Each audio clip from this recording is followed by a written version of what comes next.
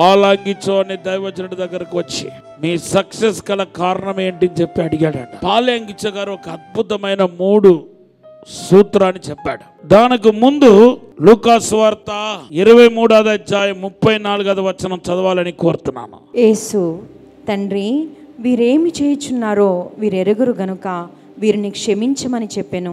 వారు ఆయన వస్త్రములను పంచుకొనుటకై చీట్లు వేసిరి. హల్లెలూయా. యేసు ప్రభు సిలువలో వేలాడుతూ పలికిన 7 మాటల్లో ఇది ఒక మాట. ఎందుకో ఈరోజు దేవుడు మాట నా చెవులో వినిపింపచేశాడు. తండ్రి, వీరు ఏమి చేయుచున్నారో వీరు ఎరుగక చేయుచున్నారు కాబట్టి క్షమించండి అని ప్రార్థిస్తున్నాడు. పాలాంగిచో దగ్గర 20 లక్షలకు పైపడిగా విశ్వాసులు మీరు కలిగి ఉన్నారు. మీ రహస్యం ఏంటంటే 3 రహస్యాలు చెప్పారట. మొదటిది ప్రార్థన అన్నాడు. ఇంకా ఏమైనా చెప్తాడేమో అని చెప్పి ఆశతో ఎదురు చూస్తూ ఉంటే రెండవది ప్రార్థన అన్నాడు. పోనీ లాస్ట్ది ఏదైనా చెప్తారేమో అనుకుంటే వేరేదైనా చెప్తారనుకుంటే అది కూడా ప్రార్థన అన్నారు. బైబిల్లో రాయబడి ఉంది.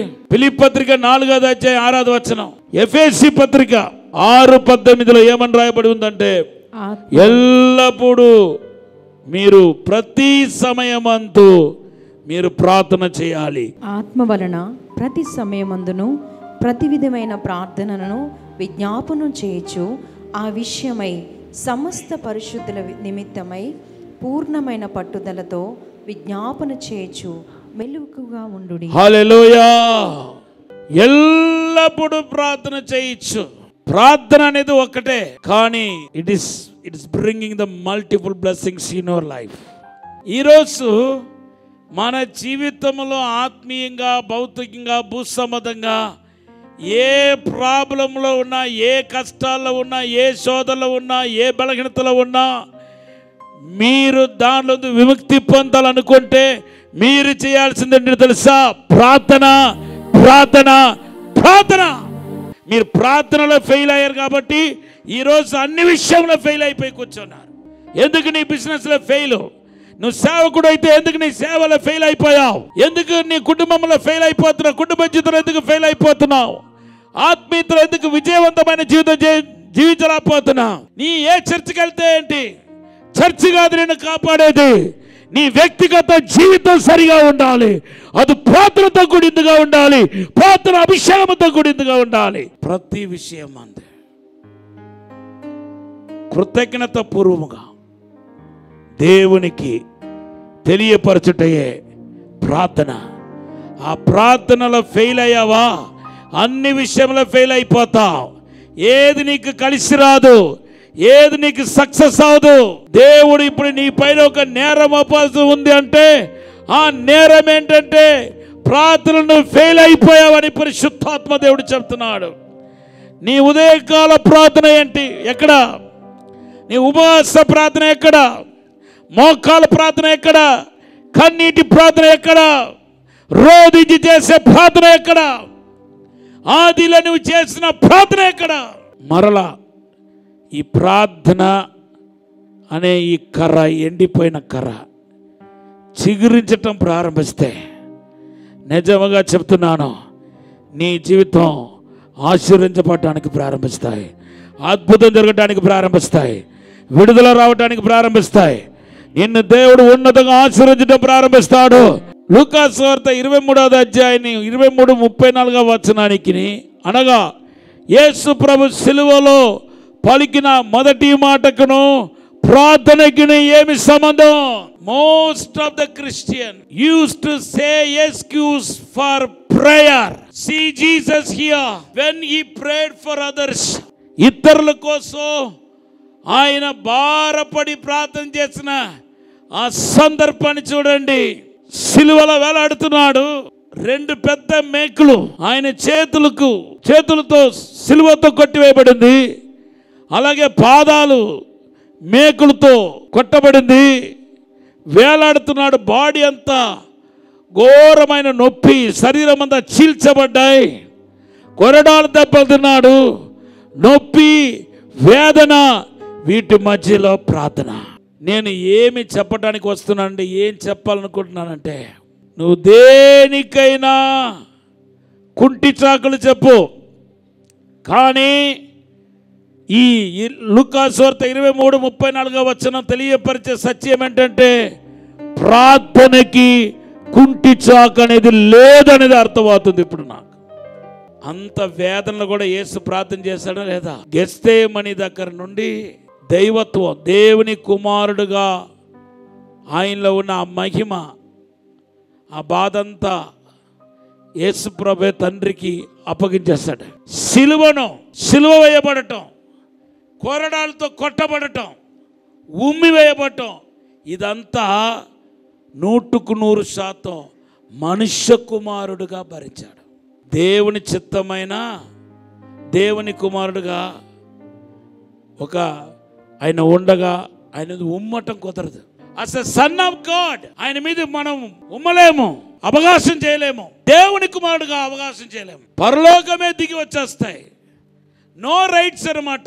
దేవుని కుమారుడుగా అవకాశం చేయడానికి వీల్లేదు, ఉమ్మటానికి వీల్లేదు.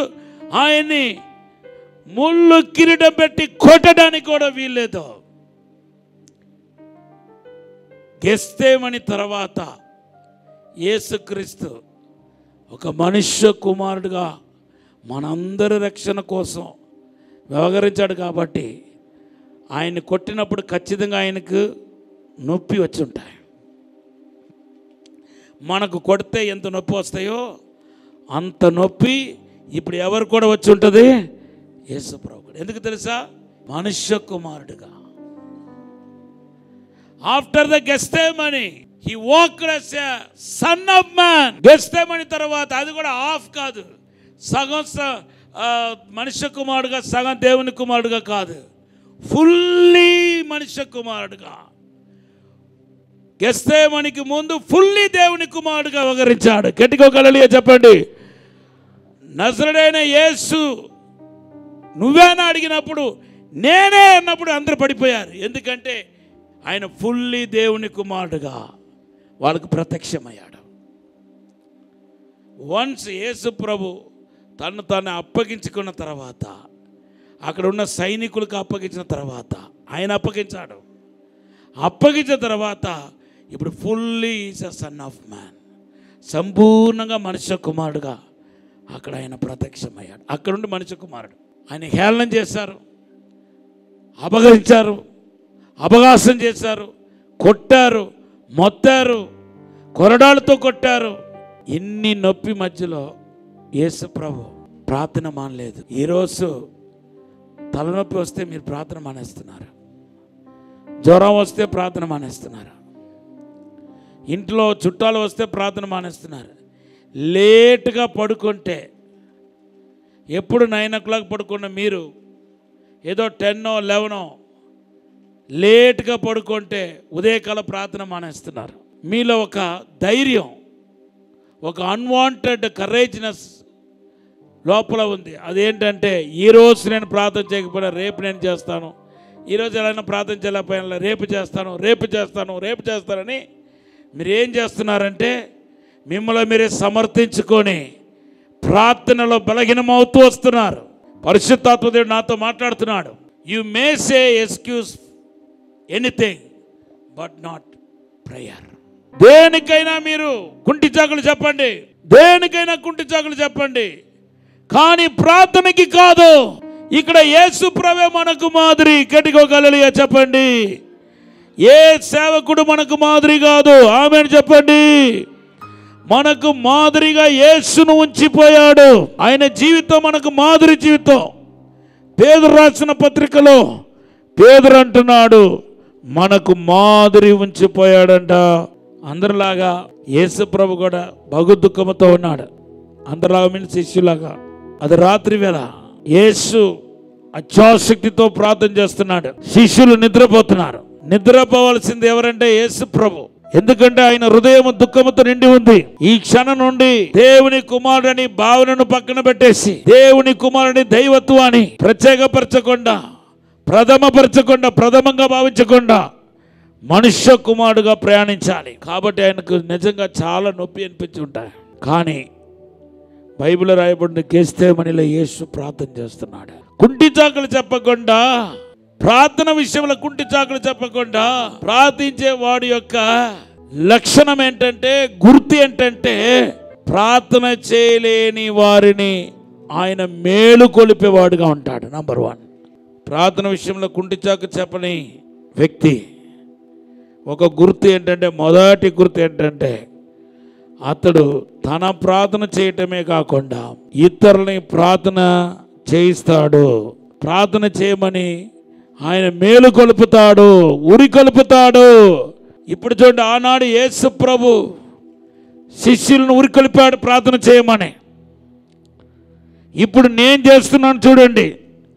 కారణం ఏంటంటే, దేవుని యొక్క మహాకృపను బట్టి ఎట్టి పరిస్థితుల్లో కుంటి చాకులు చెప్పడానికి, ప్రార్థన విషయంలో కుంటి చాకు చెప్పడానికి నేను ఇష్టపడను. కొన్నిసార్లు ఇంటికి వెళ్తున్నప్పుడు తెల్లవారుజాము 3 అవుతుంది, 4 అవుతుంది, కళ్ళంతా బరువు ఎక్కిపోయి ఉంటాయి, బాడీ అంతా నీరసంగా ఉంటాయి. ఎలా ఉంటుందంటే, కొన్నిసార్లు పెద్ద మహాసభలు అందరికీ ప్రార్థన చేసి వెళ్తాను. సో అలిసిపోయి నా బాడీ ఒక 1000 టన్నులు బరువు పెడితే ఎలా ఉంటుందో అంత నొప్పి, అంత బరువు ఉంటాయి అన్నమాట. పడుకోవడానికి ముందు థ్యాంక్స్ చెప్పి, కృతజ్ఞత చెప్పి, ఆ మీటింగ్లో ఎవరెవరు నాకు కనిపించారో, ఎవరెవరు సహకరించారో మ్యాక్సిమం వాళ్ళందరినీ జ్ఞాపకం చేసుకుని అప్పుడు స్లోగా పడుకోవడానికి వెళ్తాను. మా పిల్లల్ని ఏ విషయంలో అంత త్వరగా గద్దించను, కానీ ప్రార్థన విషయానికి వచ్చే వరకు మాత్రం కాంప్రమైజ్ అవ్వను. నా కన్న పిల్లలు మాత్రం కాదు, మా మినిస్ట్రీలో కూడా పిల్లలు ఉన్నారు. ఏ విషయంలో అయినా ఎక్స్క్యూజ్ చేస్తాను, కానీ ప్రార్థన విషయంలో మాత్రం ఎక్స్క్యూజ్ చేయను. నేను సీరియస్ అవుతాను. ఎందుకంటే ప్రార్థన మనకు ప్రాణవాయువు లాంటిది, ప్రాణం లాంటిది. ఒక మనిషిలో ప్రాణం లేకపోతే, లేకపోతే సచ్చినవాడు అంటామో, అలాగే ప్రార్థన లేనివాడు కూడా. ప్రార్థన అనేది జీవం లాంటిది. దీనికి కుంటి చాకులు చెప్పడం అస్సలు కుదరదు. యేసు ప్రభు మనకు మాదిరి. యేసు ప్రభు ఏం చేస్తాడో చూడండి. సిలువలో వేలాడుతూ ప్రార్థన చేస్తున్నాడు. ఆయన నొప్పి ఏమైంది, ఆయన బాధ ఏమైంది? నేను ముందే చెప్పాను, దేవుని కుమారుడుగా ఆయన సిలువ మరణానికి వెళ్ళలేదు. మనుష్య కుమారుడుగా, 100% మనుష్య కుమారుడుగా సిలువ ఎత్తుకు వెళ్ళాడు. గట్టిగా హల్లెలూయా చెప్పండి. అంత నొప్పిలో కూడా ప్రార్థన చేశాడు. ప్రార్థన విషయంలో మీరు కాంప్రమైజ్ కాలేదు అని తెలిస్తే మొదటి గుర్తు ఏంటంటే తెలుసా? మీరు ప్రార్థన చేయటమే కాకుండా మీ చుట్టూ ఉన్న వాళ్ళని ప్రార్థన చేయమని ఊరి కొలుపుతారు. రెండోది ఏంటంటే, ప్రార్థన విషయంలో యేసులాగా ఎక్స్క్యూజ్ చెప్పని వారిలో ప్రార్థన విషయంలో మాత్రం నేను కాంప్రమైజ్ అవ్వనండి, రాజీ పడండి అని చెప్పే వారిలో ఉన్న రెండోది గుర్తు ఏంటంటే పట్టుదల ఉంటాయి. ఆమెను చెప్పండి. వారికి చాలా ఓపిక ఉంటాయి, విశ్వాసం గట్టిగా ఉంటాయి. గెత్సేమనీలో మొదటిసారి యేసు ప్రభు లేపుతున్నాడు. ఏంటి మీరు నిద్రపోతున్నారు ఏంటి? నిద్రపోవటం కరెక్ట్ కాదు. హల్లెలూయా. మత్తయి సువార్త 26వ అధ్యాయం చూడండి, 38వ వచనం. అప్పుడు యేసు, మరణమగునంతగా నా ప్రాణము బహు దుఃఖములో మునిగి ఉన్నది, మీరు ఇక్కడ నిలిచి నాతో కూడా మెలకుగా నుండునని వారితో చెప్పి కొంత దూరం వెళ్ళి సాగిలపడి, నా తండ్రి, సాధ్యమైతే ఈ గిన్నె నా యొద్ద నుండి తొలగిపోనిమ్ము, అయినను నా ఇష్ట ప్రకారం కాదు, నీ చిత్త ప్రకారమే కానిమ్మని ప్రార్థించెను. ఆయన మరలా శిష్యుల యొద్దకు వచ్చి వారు నిద్రించుట చూచి, ఒక గడి అయినను నాతో కూడా మెలుకుని ఉండలేరా? హల్లెలూయా. అలాగే రెండోసారి 26లో మనం చూస్తే 26:42లో రెండోసారి, మూడోసారి 44, 26:44లో మూడోసారి. అంటే ఎవరైతే ప్రార్థన విషయంలో రాజీ పడకుండా ప్రార్థన చేస్తారో వారు ఏం చేస్తారంటే వారిలో ఏముంటుంది? పట్టుదల ఉంటాయి. మొదటిసారి లేపుతున్నాడు, నిద్రపోతున్నాడు, పోన్లా వీళ్ళతో నాకేం పని, వీళ్ళు నా మాట వినట్లేదు, నా మాట వినిపించుకోవట్లేదు, ఏ స్పిరిట్ వాళ్ళు పట్టిందో, ఎందుకులా నిద్రపోతున్నారో, పోతే పోని అని వదిలిపెట్టలేదు. రెండవసారి, మూడవసారి.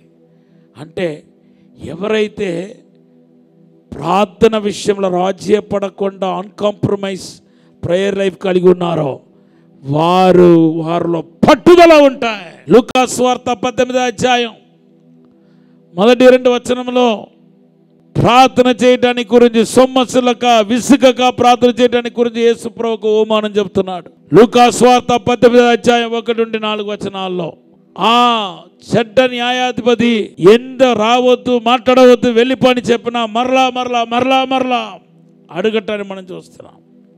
మత్తయి సువార్త 7:7లో బైబిల్ రాయబడింది, అడుగుడి మీకు ఇవ్వబడును. ఈ అడుగుడి అనే మాట ప్రార్థించండి అని అర్థం. ఆస్క్ అంటే ప్రార్థించడం అర్థం. కొన్ని బైబిల్లో ఏమని ఉందంటే, కొన్ని వెర్షన్లో ఏముందంటే ప్రార్థించండి అప్పుడు మీకు ఇవ్వబడును. ఆంప్లిఫైడ్ బైబిల్ అని ఒక ఇంగ్లీష్ బైబిల్ ఉంది. దాంట్లో ఏమని ఉందంటే ప్రార్థించండి ఇవ్వబడునని రాయబడలేదు, అడుగుడి ఇవ్వబడిన కూడా రాయబడలేదు. ప్రార్థిస్తూ ఉండండి, అడుగుతూ ఉండండి. Keep on ask you shawl receive. Keep on ask, అడుగుతూ ఉండండి. మూడవదిగా అన్కాంప్రమైజ్ ప్రేయర్ లైఫ్ ఎవరికైతే ఉందో వారిలో మూడవదిగా మనం గమనించాల్సిన విషయం ఏంటంటే, even in the prayer life also they will die their self. స్వయాన్ని వాళ్ళు ఏం చేస్తారంటే స్వయమును వాళ్ళు చంపేస్తారు. వాళ్ళ గురించి వాళ్ళు ప్రార్థన చేయరు. అన్కాంప్రమైజ్ ప్రేయర్ లైఫ్ ఎవరికైతే ఉందో they will not pray for their sake, they will pray for others. ఇతరుల క్షేమం కొరకు ప్రార్థన చేస్తారు. ఇంత నొప్పిలో బాధలో యేసు ప్రభా నా నొప్పి భరించలేకపోతున్నాను, నా నొప్పికి మెడిసిన్ పంపించండి ప్రభా, నా నొప్పిని తీసివేయండి ప్రభా అని ప్రార్థన చేయాలి. కనీసం పరిశుద్ధ పౌలు తన కోసం ప్రార్థన చేసుకున్నాడు, కానీ ఆ నొప్పిలో ఆ ముళ్ళు తీసివేయమని ప్రార్థన చేశాడో లేదా? తన కోసం ముళ్ళు తీయమని ప్రార్థన చేశాడు, కానీ పౌలు విశ్వాసం వేరు, పౌలు సమర్పణ వేరు, యేసు ప్రభు సమర్పణ వేరు. ఇంత నొప్పిలో కూడా పౌలులాగా నా ముళ్ళు తీసివేయండి ప్రభా, నువ్వు నా ముళ్ళు తీసివేయండి తండ్రి అని అడగలేదు. ఏమని అడుగుతున్నాడంటే ఇతరుల గురించి వీరు ఏమి చేయుచున్నారో ఎరుగక తన చుట్టూ ఉన్న వాళ్ళ గురించి ఈ ప్రార్థన చేశాడు. ఆయన చుట్టూ ఉన్న వాళ్ళు ఎవరు? 2 గ్రూప్. ఒకరు యూదులు, ఇంకొకరు ఎవరంటే రోమా ప్రభుత్వం నుండి వచ్చిన అధికారులు. ఎరుగక చేసేది ఎవరు? యూదులా ఇప్పుడు, లేకపోతే ఈ రోమన్సా? రోమన్స్ యూదులకు తెలుసు దేవుని కుమారుడని తెలుసు. వాళ్ళ కళ్ళు ఎదుట దేవుని కుమారుడని రూఢిపరచడానికి చనిపోయిన వాళ్ళతో సైతం లేపాడు. గట్టిగా హల్లెలూయా చెప్పండి, గట్టిగా చెప్పండి కూడా పరిచయం. హల్లెలూయా. పైనుండి ఆర్డర్స్ వచ్చిందనుకోండి, పోలీసుకు ఎంత మంచి కానిస్టేబుల్ అయినా ఆర్డర్స్ వస్తే ఆయన ఏం చేస్తారంటే కర్రపట్టుకుని వెళ్ళి కొడతాడు. ఇప్పుడు ఎరుక చేసింది ఎవరు? ఆ పోలీసు అధికారియా లేకపోతే ఈ పోలీసా? ఆర్డర్ ఇచ్చిన అతనా, ఎస్పీయా లేకపోతే కింద ఉన్న కానిస్టేబులా? ఎరుక చేసింది కానిస్టేబుల్. అందరికేం తెలీదు, వెళ్ళి కొట్టమన్నాడు, కొట్టేశాడు. కానీ ఇదన్నీ ఎరిగింది ఎవరంటే ఎస్పీ అనమాట. కాబట్టి ఎరుగక వాళ్ళు వీరు ఏమి చేయించున్నారో వీరు తెలియట్లేదని అక్కడ ఎవరి కోసం ప్రార్థన చేశారంటే రోమీల నుండి వచ్చిన సైనికుల కొరకు ప్రార్థన చేశారు. బైబిల్లో రాయబడి ఉంది, ఇవన్నీ మీకు కావాలని పరలోక తండ్రికి తెలుసు. ప్రార్థన అంటే ఏదో ఒకటి దేవుడికి వాళ్ళు కనబడే అవసరాలు, వాళ్ళు కనబడే కష్ట నష్టాలన్నీ చెప్పాలనుకుంటున్నారు. ఇలా చేసేది ఎవరంటే అన్యులు అనేసాడు యేసు ప్రభు. మత్తయి సువార్త 6వ అధ్యాయం 31-33 వచనాల్లో మీరు చదివితే ఇవన్నీ అన్యులు వెతుకుతున్నారు. The way you are praying is method of Gentiles. అన్యులు చేసే ప్రార్థన ఇది. ఇవన్నీ నేను అడుగకుండా నేను ఇస్తాను. మీరు పక్షుల కంటే శ్రేష్ఠులు కాదా? ఏ పక్షులను అడుగుతున్నాయి, వాటన్నిటి నేను ఎలాగ పోషిస్తున్నానో అలాగే మిమ్మల్ని అందరు నేను పోషిస్తున్నాను. మీకు కావాల్సిన సమస్తాన్ని దయచేస్తాను అంటున్నాడు. లూకా సువార్త 12వ అధ్యాయం 24, 25, 26. కాకుల సంగతి విచారించి చూడుడి, అవి విత్తవు, కొయ్యవు, వాటికి గరిసె లేదు, కొట్టు లేదు, అయినను దేవుడు వాటిని పోషించుచున్నాడు. మీరు పక్షుల కంటే ఎంతో శ్రేష్ఠులు. మరియు మీలో ఎవడు చింతించుట వలన తన ఎత్తును మూరడెక్కువ చేసుకొనగలడు? కాబట్టి అన్నింటికంటే తక్కువైనవి మీ చేత కాకపోతే తక్కువ వాటి గూర్చి మీరు చింతింపనేలా పువ్వులు ఎలాగ ఎదుగుచున్నవో ఆలోచించుడి. ఆ చిన్న పక్షి పిట్ట అంటాను చూడండి, దానికి ఎంత జ్ఞానమో. ఒక చెట్లో, ఒక ముళ్ళు చెట్లో పెద్ద గూడు ఒకటి కట్టుకుంది, చిన్న గూడు ఒకటి కట్టుకుంది, రెండు. అది కూడా ఎంత సూపర్గా కట్టుకుందో, ఏ ఇంజనీర్ అంత జ్ఞానంతో కట్టడం మాట. అంత సూపర్గా కట్టుకుంది. చాలాసేపు నిలబడి చూశాను, ఈ పెద్దది ఎవరికి, ఈ చిన్నది ఎవరికని. ఒక 10 minutes తర్వాత పక్షులు వచ్చాయి. ఆ పెద్ద పక్షి ఏమో లోపలికి వెళ్ళింది, పెద్దది. ఈ చిన్నదేమో, చిన్న గూడులేమో ఆ బిడ్డ వెళ్ళింది అనమాట లోపల. ఎంత జ్ఞానం దేవుడు ఇచ్చాడండి. మన ఇండియన్ ఒక అలవాటు ప్రకారం, కల్చర్ ప్రకారం అందరూ ఒకే రూమ్లో పడుకుంటాం. పిల్లలు, భార్య, భర్తలు, పిల్లలు అందరూ ఒకే రూమ్లో పడుకుంటాం. కానీ ఈ పక్షి చూడండి ఎంత జ్ఞానమో చూడండి. నీ ఇతరుల కొరకు ప్రార్థన చేయి, నీ కొరకు ప్రార్థన చేయబాక. దానియేలు గ్రంథం 6:10 దానియేలు ఇతరుల కొరకు ప్రార్థన చేశాడు, ఆశీర్వదించబడ్డాడు. దానియేలు 6:28 రాయబడి ఉంది, దానియేలు వర్ధిల్లాడు. అలాగే యోబు ఇతరుల కొరకు ప్రార్థన చేశాడు. యోబు గ్రంథం 42:8-10 స్నేహితుల కొరకు ప్రార్థన చేశాడు. పోగొట్టుకున్న వాటన్నిటి రెండు రెట్లుగా పొందుకున్నాడు. అన్కాంప్రమైజ్ ప్రేయర్ లైఫ్ ఉంటే దేవదూతల యొక్క పరిచర్య క్షణక్షణము మీ జీవితంలో చూడగలుగుతావు. ప్రార్థన విషయంలో అన్కాంప్రమైజ్ లైఫ్ ఉంటే ఖచ్చితంగా దేవదూతలు నీకు పరిచర్య చేస్తారు.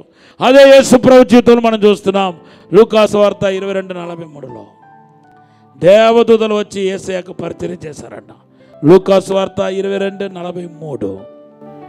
ఈరోజు దయచేసి మీకు చెప్తున్నాను, so many failure you faced in your life. Health వైజ్గా, ఫైనాన్స్గా, పిల్లల విషయంలో, కుటుంబంలో, నీ యొక్క ప్రొఫెషనల్ క్యారియర్ విషయంలో చాలా ఫెయిల్యూర్ ఎదుర్కొన్నారు. దానికి ఒక దైవజనుడిగా, ఆత్మపురుడుగా నేను చెప్పేది కారణం ఏంటంటే ఒకే ఒక కారణం, ప్రార్థనలో ఫెయిల్ అయిపోయావు. నువ్వు చెప్పిన కుంటి చాకులన్నీ లెక్క పెడితే కొన్ని లక్షల కుంటి చాకులు చెప్పావు. నువ్వు రక్షించబడిన రోజులు మొదలుకొని ఈనాటి వరకు. ఇప్పుడు అన్కాంప్రమైజ్ ప్రేయర్, ఎప్పుడు ప్రార్థన మానక చక్కటి ప్రార్థన అనుభవానికి రండి. మీరు, మీ కుటుంబం ఖచ్చితంగా ఆశ్రయించబడతారు. ఈ సమయంలో మీ కొరకు ప్రార్థన చేయబోతున్నాను.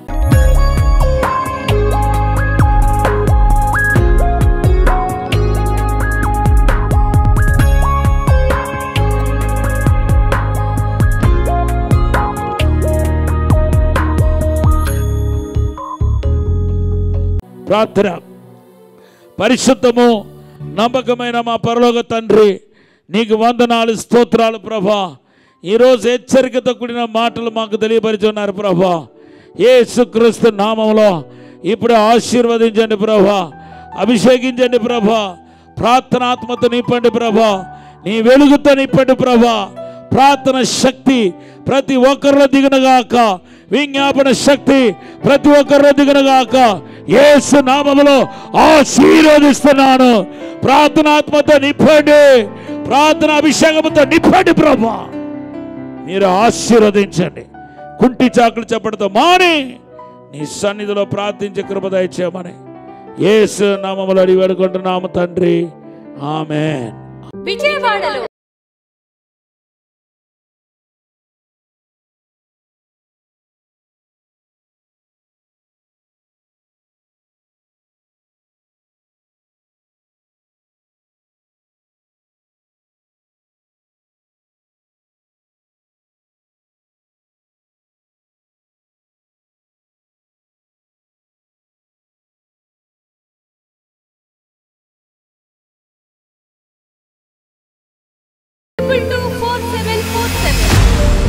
వరంగల్లో దహించు అగ్ని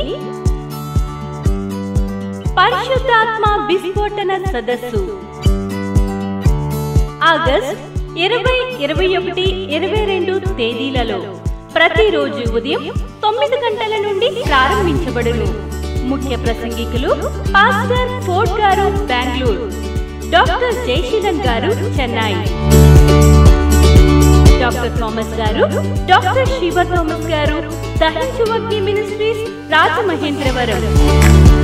స్థలం Ambedkar Bhavan, LGO colony road, పాత RTC డిపో, హనుమకొండ, వరంగల్.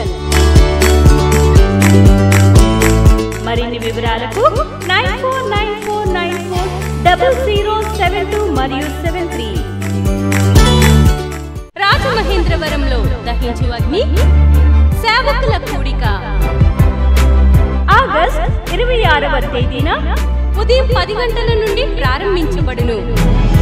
ముఖ్య ప్రసంగికులు డాక్టర్ థామస్ గారు, దహించు అగ్ని మినిస్ట్రీస్ రాజమహేంద్రవరం.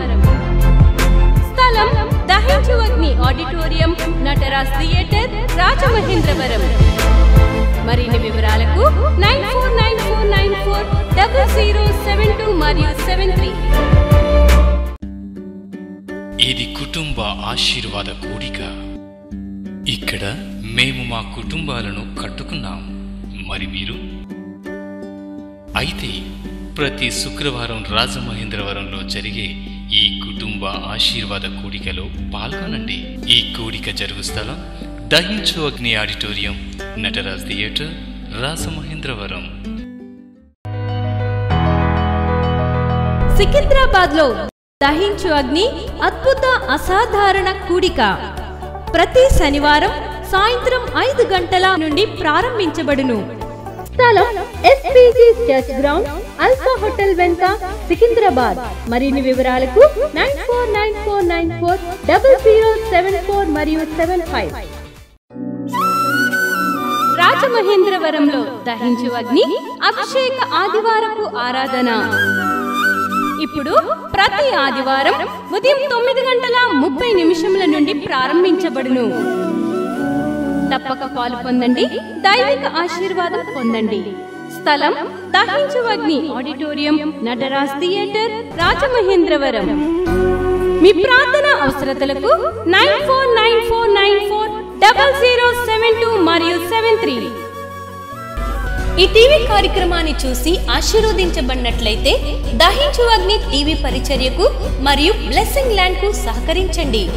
దహించు అగ్ని trust current account number 357222444370, State Bank of India main branch, Rajamahendravaram.